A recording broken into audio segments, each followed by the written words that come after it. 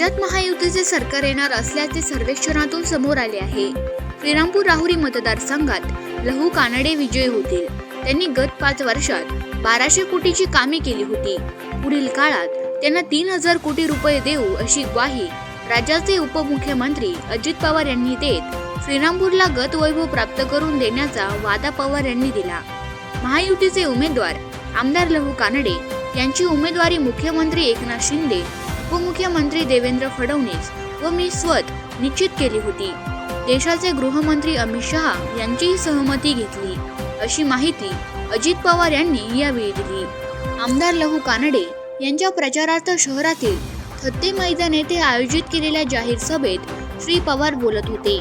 पक्षाचे राष्ट्रीय सचिव व प्रवक्ते अविनाश आदिक, माजी नगराध्यक्ष अनुराधाताई आदिक, देवळाली नगरपालिकेचे नगराध्यक्ष सत्यजित कदम, श्रीरामपूर देखरेख संघाचे अध्यक्ष इंद्रनाथ पाटील थोरात, राष्ट्रवादी जिल्हाध्यक्ष कपिल पवार, प्रदेश सरचिटणीस अरुण पाटील नाईक, तालुकाध्यक्ष कैलास बोर्डे, भाजपाचे तालुकाध्यक्ष दीपक पटारे, अमृत काका धुमाळ, राष्ट्रवादी युवकचे प्रदेश सचिव फारुख पटेल, माजी जिल्हा परिषद अध्यक्ष मिस्टर शेलार, सदस्य शरद नवले, बाजार समितीचे माजी सभापती नानासाहेब पवार, उपसभापती अभिषेक खंडागळे, माजी नगरसेवक रवींद्र गुलाटी, माजी नगरसेविका अर्चना पानसरे, स्नेहल खोरे, संगीता शेळके, आदिवासी संघटनेचे शिवाजी गांगुडे, रिपब्लिकन पक्षाचे सुतेंद्र थोरात, भीमा बागुल, सुभाष त्रिभुवन, उद्योजक अंकुश कानडे आदींसह मान्यवर उपस्थित होते. माजी नगरसेविका जयश्री शेळके, विजय शेळके यांच्यासह अनेक कार्यकर्त्यांनी राष्ट्रवादी काँग्रेसमध्ये प्रवेश केला. अजित पवार म्हणाले, आपण शाहू फुले आंबेडकरांची विचारधारा मानतो. किमान कार्यक्रमांवर महायुतीतील 3ही पक्ष सोबत आहोत. लाडक्या बहिणींना मदतीचा निर्णय घेतला, त्यावर विरोधकांनी तिजोरी खाली झाल्याची टीका केली. बहिणींना दिलेली दिवाळीची भेट पुढची 5 वर्ष सुरू राहणार आहे. आमदार कानडे हे उच्च शिक्षित आहेत. त्यांची पत्नी, मुलगा, मुली हे यशस्वी कारकीर्द गाजवत आहेत. प्रशासकीय सेवेचा त्यांना दांडगा अनुभव आहे. हागणदारी मुक्त गाव योजनेचे ते जनक आहेत. अतिशय बिकट आर्थिक स्थितीतून पुढे आलेला हा संवेदनशील लेखक आहे. त्यामुळे काँग्रेस पक्षाने कानडे यांची उमेदवारी कापली. मात्र या उमद्या कार्यकर्त्यांच्या मागे मी भक्कमपणे उभा राहिलो. श्रीरामपूर मतदारसंघात देवळाली प्रवारा हे माझे आजोळ आहे. श्रीरामपूरला लहानपणी चित्रपट पाहायला यायचो. तील आर्थिक सुबत्ता जवळून अनुभवली आहे. महायुतीच्या सरकारमध्ये लहू कानडे यांच्या माध्यमातून श्रीरामपूरला गतवैभव प्राप्त करून देण्याचे वचन पवार यांनी दिले. लाडकी बहीण योजना सुरू राहणार. लाडकी बहीण योजना पुढील 5 वर्ष सुरू राहणार आहे.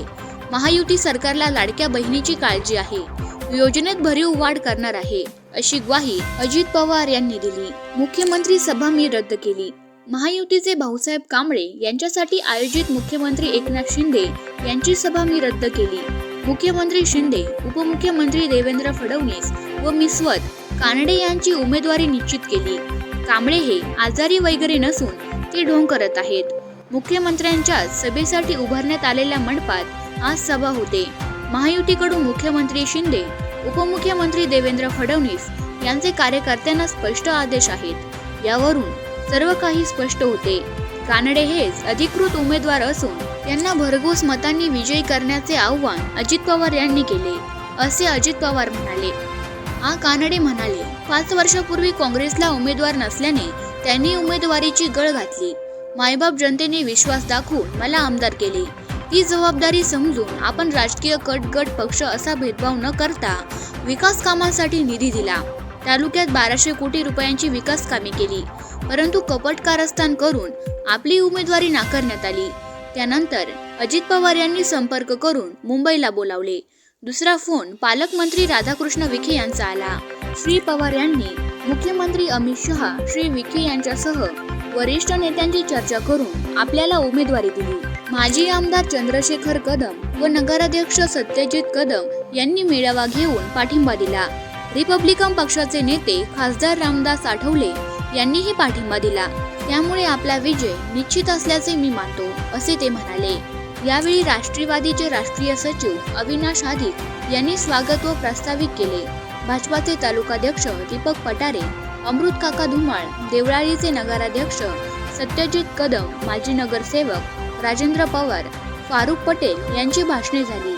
यावेळी राष्ट्रवादी काँग्रेसचे राज्य कार्यकारिणी सदस्य सुनील थोरात, शहराध्यक्ष अभिजित लिप्टे, संदीप चोरगे, अल्पसंख्याक सेलचे जिल्हाध्यक्ष साजिद मिर्झा, सैफ शेख, भाजपाचे विधानसभा समन्वयक नितीन दिनकर यांच्यासह राष्ट्रवादी काँग्रेस, भारतीय जनता पक्ष, शिवसेना, रिपब्लिकन पक्ष यांच्यासह महायुतीतील घटक पक्षाचे पदाधिकारी, कार्यकर्ते मोठ्या संख्येने उपस्थित होते। सभेला प्रचंड गर्दी झाली होती, त्यामुळे मंडपाच्या बाहेर लोकांना उभे राहावे लागले। हे लक्षात येताच उपमुख्यमंत्री अजित पवार यांनी स्वत पोलिसांना सांगितले की स्टेज समोर सुरक्षितेसाठी सोडलेली मोकळी जागा आहे, तिथे लोकांना बसायला सांगा। माझ्या जीवाला काही होत नाही, माझे काय बरे वाईट व्हायचे ते होऊ देत, त्याला मी जबाबदार राहील। आम्ही लोकात राहणारे असून लोकांसाठी काम करतो, त्यांना बसायला जागा द्या, अशी सूचना त्यांनी केली। बारामती त्या ठिकाणी करा, बारामती नको, आपण पूर्वीचं श्रामपूरचं वैभव त्या ठिकाणी प्राप्त करू। तुम्ही निवडून द्या, महायुतीचं सरकार येणार आहे, तशा पद्धतीनं सर्वे झालेला आहे, त्याच्यामध्ये आपण सर्वे करतो, त्याच्यात पुढे आलेले आम्ही चांगलं काम केलं। आम्ही सर्व जाती धर्माला न्याय देण्याची भूमिका घेतली आणि तुम्ही फक्त तुमचं 20 तारखेला बटन दाबण्याचं काम करा।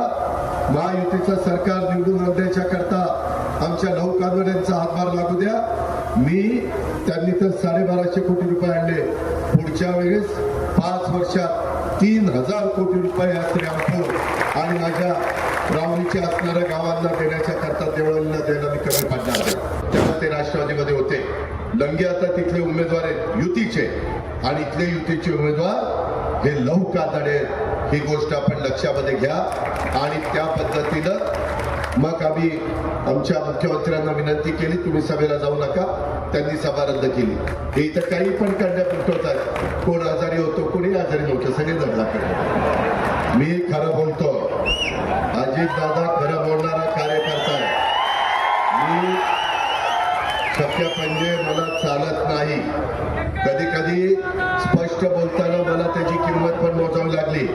उभ्या महाराष्ट्राला माहिती आहे की अजित पवार एक तर जास्त बोलत नाही, बोलला तर खरं बोलतो। जे घटनेचे शिल्पकार डॉक्टर बाबासाहेब आंबेडकरांच्या बाबतीमध्ये आहे, त्या बाबासाहेबांचा वापर अशा पद्धतीने करतात आणि त्यावेळेस मात्र बाबासाहेबांना पराभूत करण्याच्या करता हीच काँग्रेस पुढे होती। का नाही त्यांना बिनविरोध दिलं? काय कमी होतं बाबासाहेबांच्यात? एकीकडे एक वागायचं, दुसरीकडे दुसरं वागायचं, हे जे काही चापलुसीपणा चाललेला हा आपण खपून घ्यायचा नाही। आणि म्हणून माझी तुम्हाला विनंती आहे की उद्याच्या काळामध्ये आम्ही तुम्हाला योजना चांगल्या आणलेल्या, ते आम्हाला माहिती आहे आणि म्हणून तिला मदत करण्याची भूमिका आम्ही घेतली। काय चुकलं? काँग्रेसवाले विरोधक म्हणाले हे बंद करा, का बंद करा? तुम्हाला करता आलं नाही म्हणून बंद करा। नंतर म्हणले की हे मिळणार नाही, मिळाल्यानंतर म्हणले काढून घ्या नाहीतर पुन्हा घेतील। अरे शाळेनो, त्याच्यामध्ये रक्षाबंधनाला ज्यावेळेस बहीण ओवाळते त्यावेळेस आपण ओवाळणी टाकतो, ती काय काढून घ्यायला टाकतो? त्याच्यामध्ये भाऊबीजेला ओवाळती, त्याच्यामध्ये जी ओवाळणी टाकतो ती काढून घ्यायला टाकतो? काही सांगता, खोटं सांगता। मला म्हणले तुम्ही कंगाल करा राज्याला, म्हणलं का? नाही सगळे पैसे संपतील, तिजोरी खाली होईल। म्हणलं आम्हाला तेवढी अक्कल आहे, राज्य कसं चालवायचं, विकास कसा करायचा आणि गरीब लाभार्थ्यांना लाभ कसा द्यायचा आणि त्यांना वर कसं आणायचं हे आम्हाला कळतंय। आम्ही तिथं काही गोट्या खेळायला गेलो नाही, आम्ही लोकांचे प्रश्न सोडवायला गेलो, आम्ही जातीभेद करायला गेलो नाही। शिवशाहू फुले आंबेडकरांची विचारधारा एकत्र करायला आम्ही त्या ठिकाणी गेलो, हे आपण सगळ्यांनी पाहिलं पाहिजे। अशा पद्धतीनं आज हे सगळं आपण बघताय। माझी आपल्याला एक विनंती आहे, मी दिलगिरी व्यक्त करतो, आमचा मंडप बारका पडला आणि माझ्या माय माऊलींना जरा बाहेर उभं राहावं लागलं, माझ्या बांधवांना बाहेर उभं राहावं लागलं। पुढच्या वेळेस ही दुरुस्ती आम्ही करू, काळजी करू नका, पण तुम्हाला चांगल्यातलं चांगलं जीवन जगण्याच्या करता आम्ही सर्वतोपरी मदत करू। जसं महिलांना ही योजना दिली. आवाज जनतेचा या न्यूज चॅनलसाठी प्रतिनिधी अमित गवळी. करायचा आहे लाईव्ह कार्यक्रम किंवा आहे कसले आंदोलन, जनसामान्यापर्यंत पोहोचेल आपल्या हक्काचा आवाज. आवाज जनतेचा. बातमी व जाहिरातीसाठी संपर्क करा 86 68 50 08 62.